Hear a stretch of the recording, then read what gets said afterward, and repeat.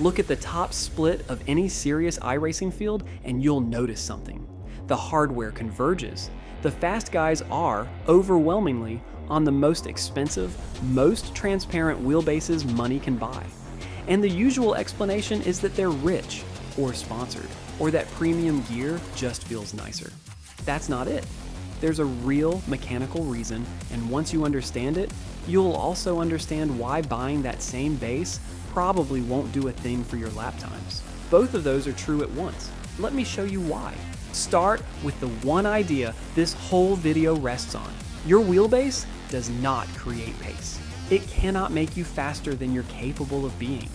What it does is set a ceiling on how much of the car's actual limit you're able to reach. That's a completely different thing, and it changes everything. Here's the mechanism.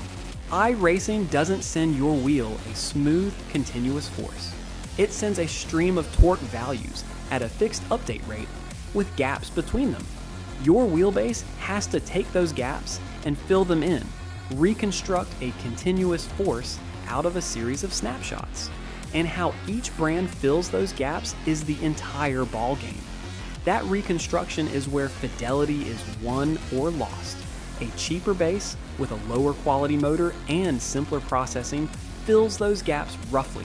The signal that reaches your hands is a bit smeared, a bit approximate, and crucially, the fine detail, the tiny changes right at the edge of grip, gets rounded off. A premium base with a better motor and cleaner processing fills them precisely. The detail survives. You feel the small stuff. Now connect that to how you actually drive fast. We covered this before. At the limit, you're feeling for the exact moment the tire starts to let go. And sitting right on that edge.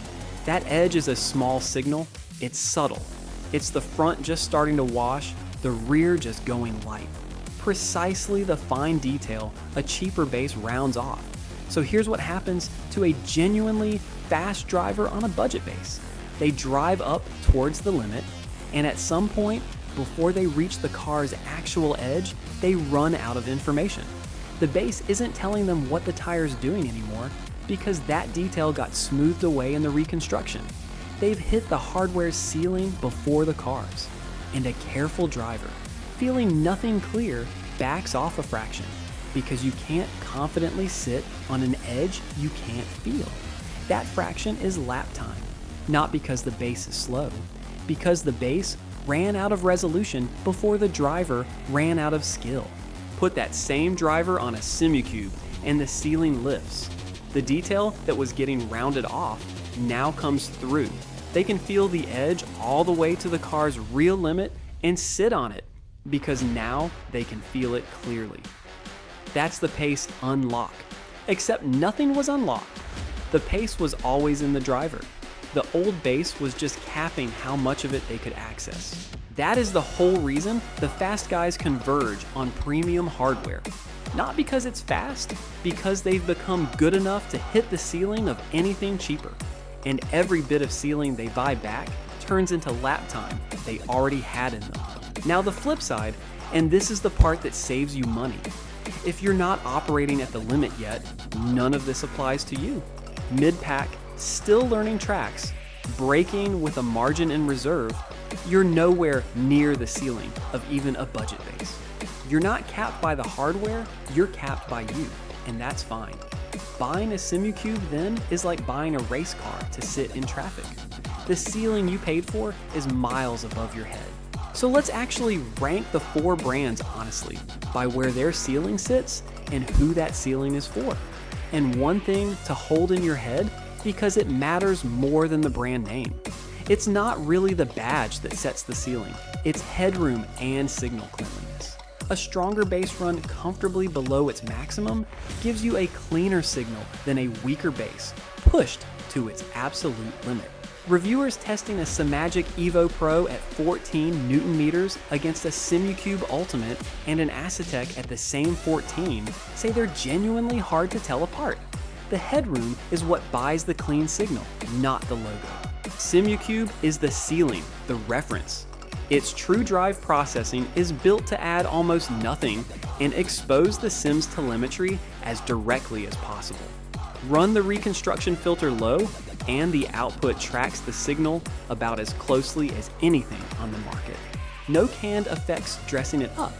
That's why the alien tier lives here. The Simucube 2 Sport starts around $1,200 before wheels and pedals, and the ecosystem is expensive all the way up. You buy this when you've genuinely outgrown everything else, not before. Simagic is the one quietly threatening that order. Their Alpha Evo line uses in-house low inertia motors and high-resolution encoders, and the consistent word from reviewers is that it delivers the smoothest, cleanest signal in its class.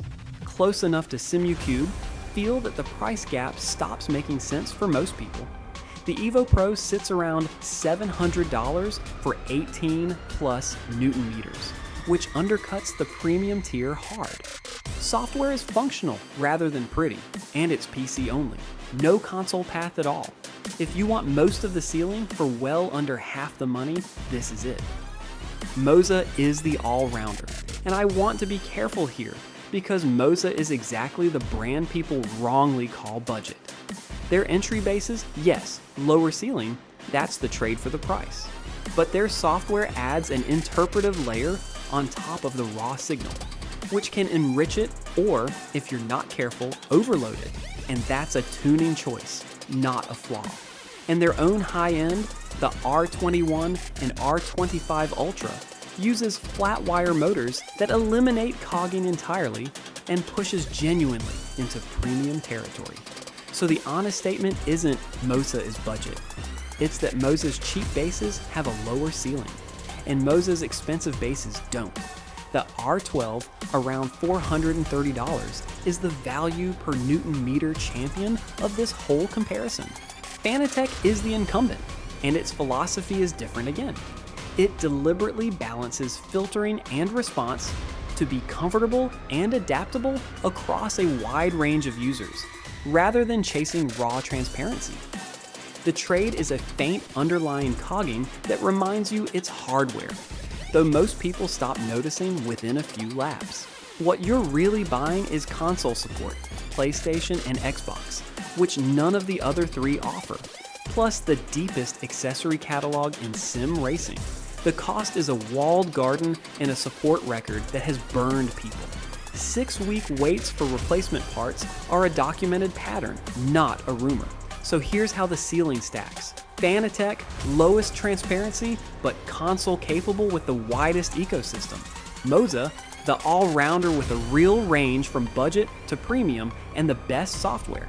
Simagic, near premium signal cleanliness at a mid-price, PC only. Simucube at the top, the reference nobody's beaten, priced to match. But the real answer isn't a brand. It's a question about you. Are you actually hitting the ceiling of what you own? If the car regularly tells you less than you need, right at the edge, if you're fighting for information under braking and mid-corner, you've outgrown your base, and buying ceiling turns into real lap time. If you're not there yet, if you're still finding pace in your own consistency, the base you have isn't what's holding you back. And the most expensive wheelbase on earth will sit there wasted on a limit you're not reaching. The fast guys aren't fast because of the Simucube.